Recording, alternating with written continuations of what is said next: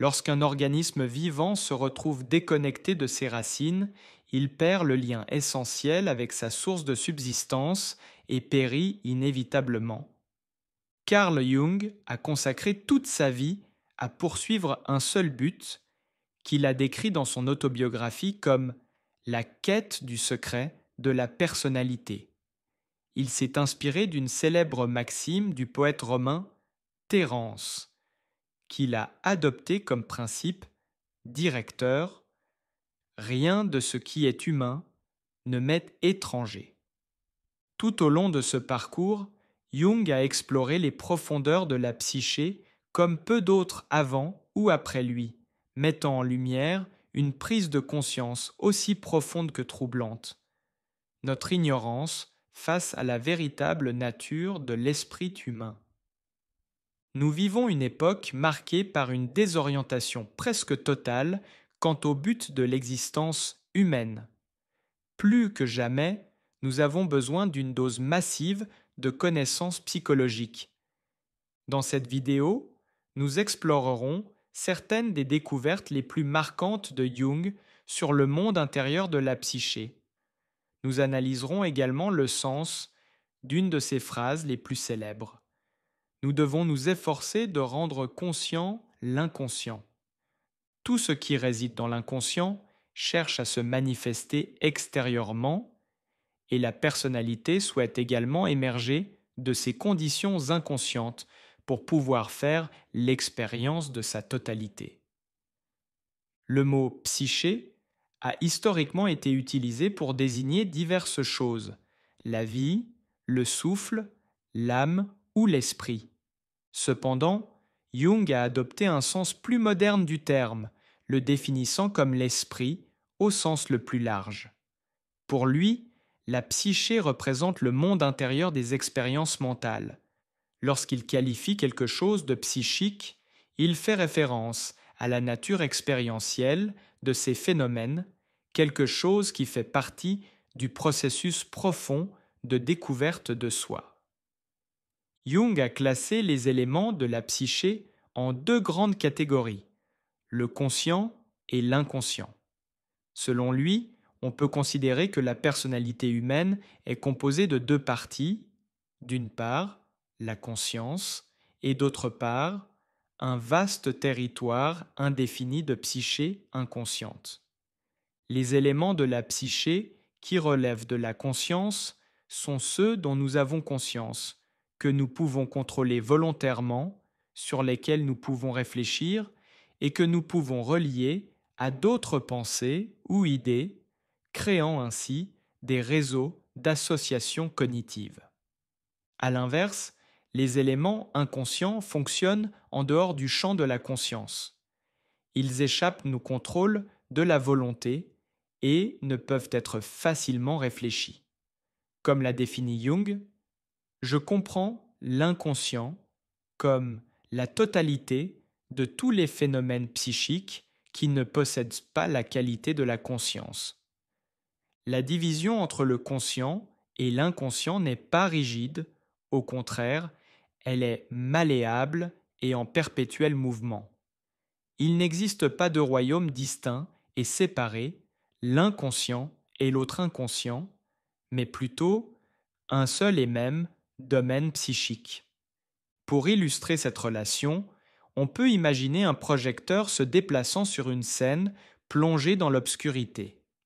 Le faisceau lumineux représente la conscience, tandis que la scène symbolise la totalité de la psyché lorsque la lumière éclaire certaines pensées ou processus mentaux. Ils deviennent conscients. Lorsque le faisceau se déplace, ces mêmes contenus retournent dans l'obscurité de l'inconscient. Jung enrichit cette vision en affirmant: d'un point de vue scientifique, l'inconscience n'est qu'une caractéristique de certains phénomènes psychiques. Nous ne pouvons même pas affirmer qu'il existe une catégorie fixe de phénomènes psychiques qui restent, en toutes circonstances, inconscients. N'importe quoi peut devenir inconscient. Tout ce que nous oublions ou cessons de mettre au centre de notre attention est, tôt ou tard, absorbé par l'inconscient. La majeure partie de notre psyché fonctionne dans un état d'inconscience. Jung décrit cette relation à l'aide d'une métaphore puissante. La conscience, aussi vaste soit-elle, sera toujours le cercle plus petit contenu dans le plus grand cercle de l'inconscient, une petite île entourée par une mer. Il voyait l'inconscient comme un territoire immense, bien au-delà de ce que nous pouvons percevoir consciemment. Jung divisait l'inconscient en deux grandes sphères, l'inconscient personnel et l'inconscient collectif. L'inconscient personnel est constitué d'expériences et de souvenirs propres à notre trajectoire individuelle. Ces contenus ont pu être conscients à un moment donné, mais ont fini par être relégués à l'inconscient, soit par oubli, soit par refoulement. Certains souvenirs ont simplement été négligés parce qu'ils n'étaient pas assez pertinents pour rester dans la conscience.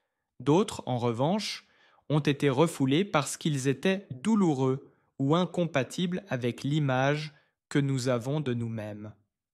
Comme le précise Jung, l'inconscient personnel contient tout ce qui a été oublié, refoulé ou d'une manière ou d'une autre écarté de la conscience, acquis par l'individu de manière consciente ou inconsciente. Ce contenu porte une marque incontestablement personnelle. Cependant, l'inconscient ne se limite pas à un simple réservoir de souvenirs oubliés ou refoulés. Il abrite également des contenus innés qui ne proviennent pas de notre expérience personnelle, mais de l'évolution de notre espèce. Jung appelait cette couche plus profonde l'inconscient collectif.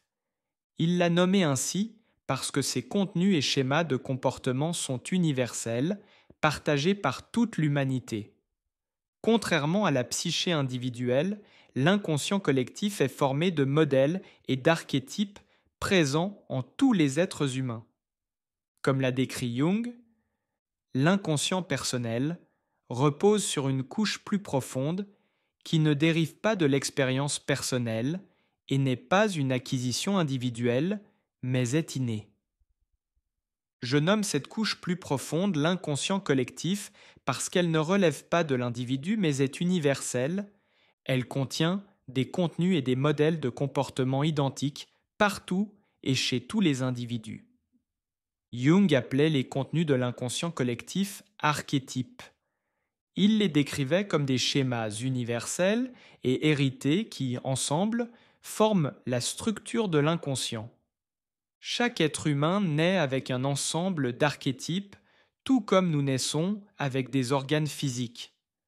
De la même manière que nos organes nous prédisposent à certaines interactions physiques avec le monde, les archétypes nous prédisposent à certaines formes d'interaction mentale et émotionnelle, façonnant notre manière d'expérimenter et de répondre aux défis de la vie.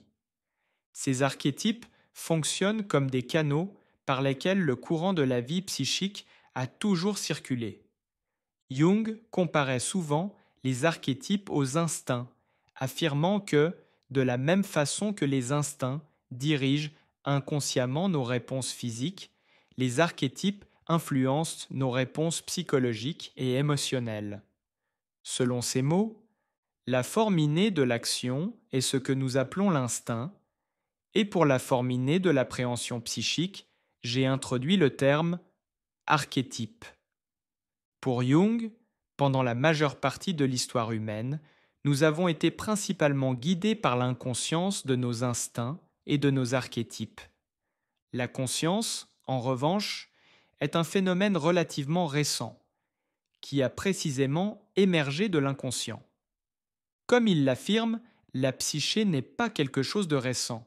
Ses racines remontent à des millions d'années. La conscience individuelle, selon lui, est comme la fleur d'une saison surgissant d'un rhizome éternel enfoui sous terre. Comme il l'explique dans ses œuvres complémentaires, l'inconscient est la base et la condition préalable de toute conscience. Il représente la vie psychique avant, pendant et après la conscience. La question de savoir pourquoi la conscience a émergé de l'inconscient est l'un des grands mystères de la vie générant de nombreux débats. Ce qui est certain, cependant, c'est que cette transition a radicalement transformé le cours de l'humanité. La conscience nous a élevés d'être guidés par les instincts, orientés par des archétypes et des certitudes innées, à une espèce capable de douter, de se questionner et de réfléchir. Comme le décrit Bernardo Kastrup dans Decoding Jung's Metaphysics. Les animaux qui suivent leurs instincts ne sont pas confrontés à des dilemmes ou à des décisions difficiles. L'instinct indique toujours la bonne voie, ne laissant aucune place au regret ou à l'anxiété face à l'avenir. En harmonie avec la nature, il ne souffre pas de tensions internes. En revanche, nous, les êtres humains, nous sommes éloignés de cette orientation instinctive et avons plongé dans le domaine de la peur et du doute. C'est la conscience qui nous apporte cette souffrance. Comme le cite Kastrup, c'est la conscience qui nous fait souffrir.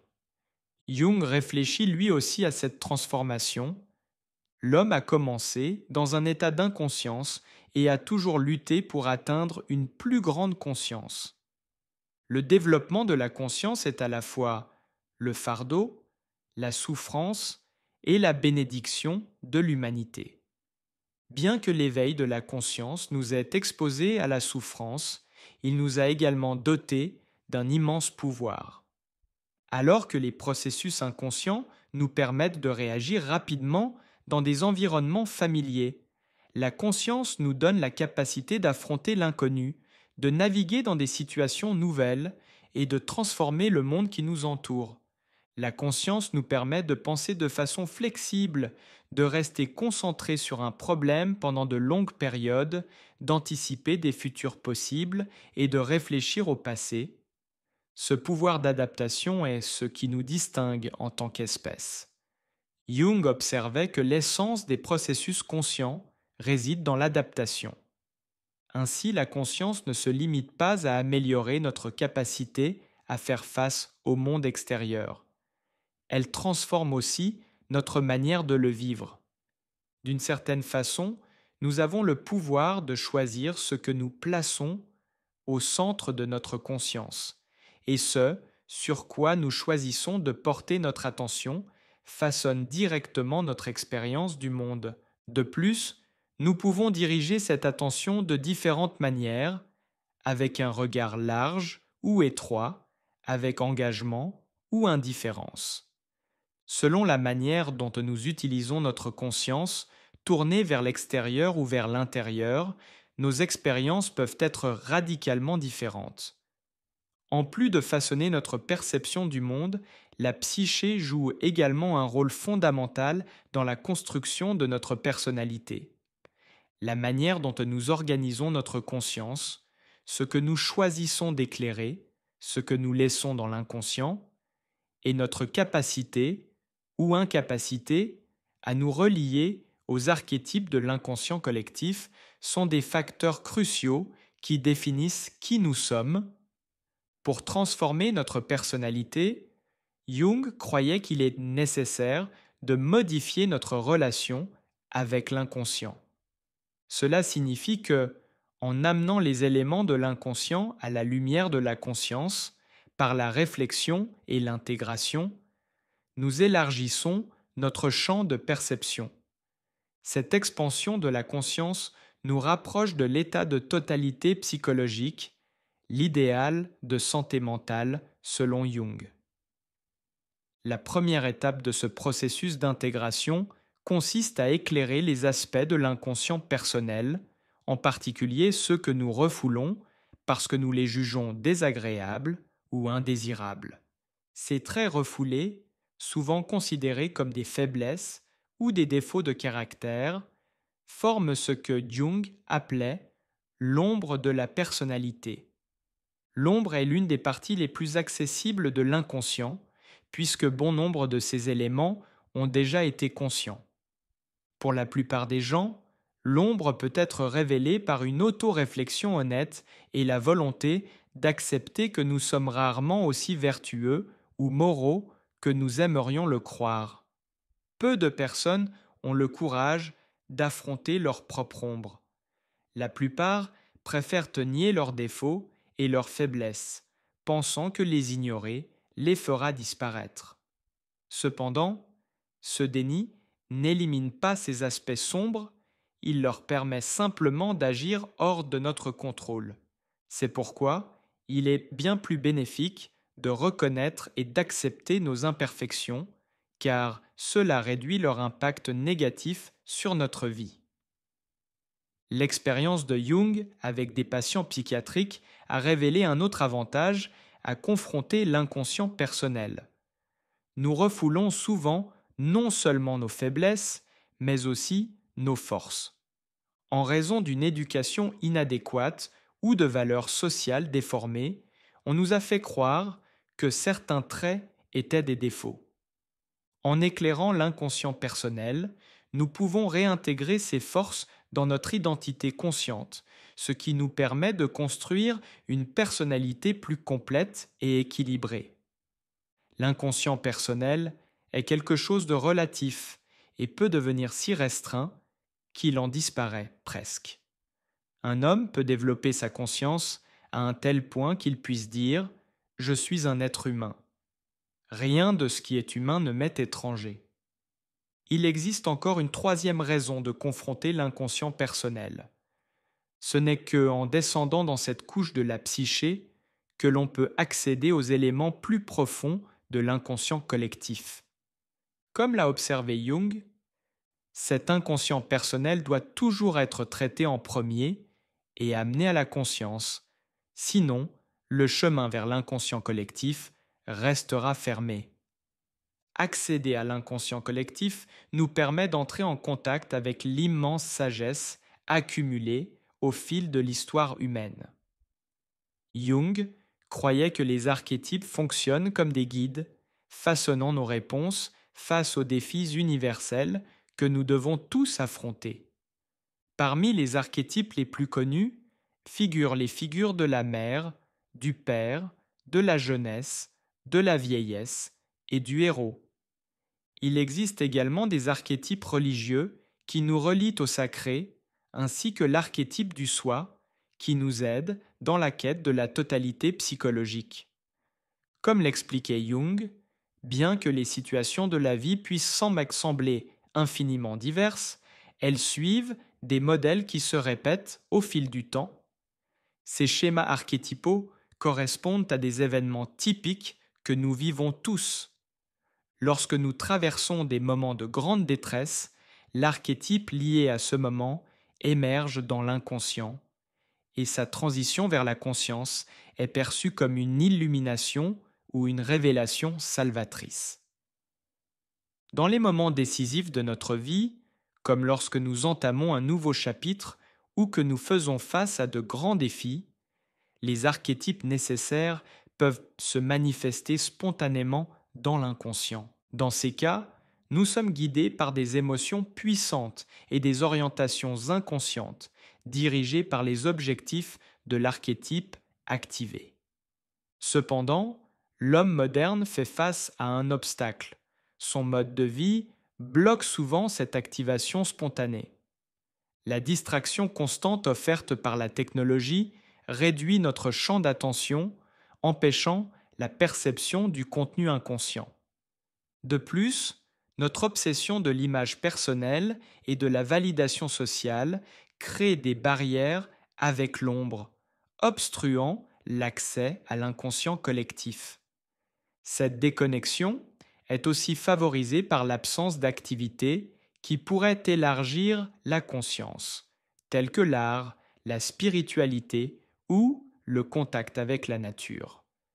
Jung souligne que la fonction de rendre conscient l'inconscient opère automatiquement. Mais en raison de la perte des instincts naturels chez l'homme civilisé, cette fonction s'affaiblit souvent, incapable de résister aux pressions de la société.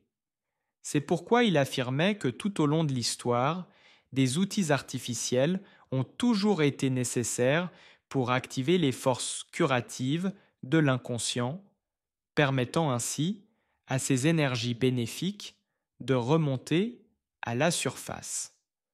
Pour que l'homme moderne puisse se reconnecter à l'inconscient, il est essentiel de renforcer la fonction symbolique de la psyché. C'est par la manifestation de symboles ou d'images psychiques générées par l'inconscient que nous prenons conscience des archétypes. Lorsqu'un groupe de symboles émerge dans la conscience, ils révèlent le sens et le but de l'archétype auquel ils sont associés. Un terme ou une image est considéré comme symbolique lorsqu'il dépasse son sens littéral ou immédiat. Il porte en lui un aspect inconscient plus large, quelque chose qui ne peut jamais être totalement défini ou expliqué. Un exemple classique de symbole archétypal, selon Jung, est le mandala, qui représente la totalité psychologique.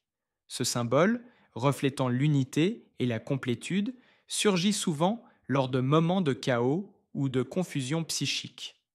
Jung a observé que le mandala aidait à restaurer l'ordre dans un esprit fragmenté.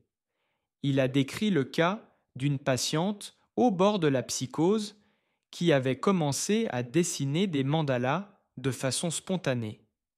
En extériorisant ce symbole archétypal par l'art, la patiente a fait émerger l'archétype dans sa conscience, ce qui l'a aidé à retrouver sa santé mentale. Ainsi, les symboles archétypaux, lorsqu'ils sont révélés à la conscience, agissent comme des catalyseurs de transformation intérieure. Parfois, l'impact de ces symboles est si profond qu'ils nous poussent à suivre des chemins inattendus, guidés par la force de l'archétype.